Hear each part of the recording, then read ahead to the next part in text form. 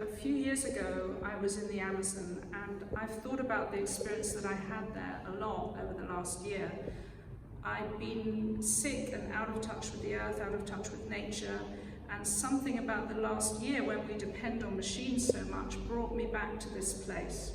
So when I'd recovered, I'd gone to this remote part of the Amazon in Colombia and worked with a small indigenous group of Kofan people who had welcomed me and allowed me to live with them for a period of time.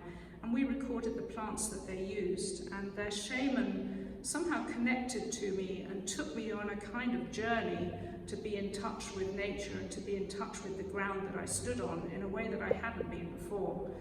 So one particular thing that happened has stayed with me, and over the last year it's like a repeated memory or almost like a dream.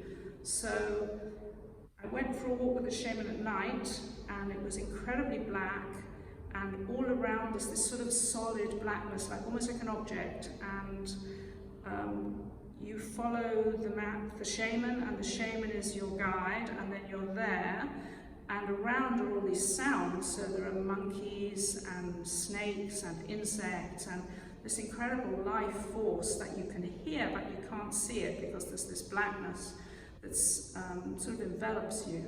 And he went to a tree which was a copal tree, so it's a tree that's used for oil, which we actually use for painting. And he slit the trunk and he lit a small flame, and the flame stayed on the side of this tree. It didn't get bigger, it didn't burn the forest. It was a sort of extreme skill of understanding this tree. And the flame stayed there and lit a little bit of the forest around us, not so much. And as we walked, he lit more trees. So as we walked through the forest, there was like a tunnel of points of light that gave us a little bit of illumination, and as we returned, he extinguished the flames.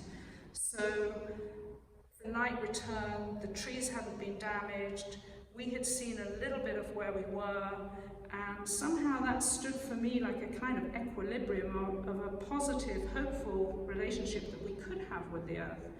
And so when I came back, I thought and thought, and now I made an image of this experience as a kind of hopeful way of making art in these times when we are thinking so much about what's happening and about fire in particular.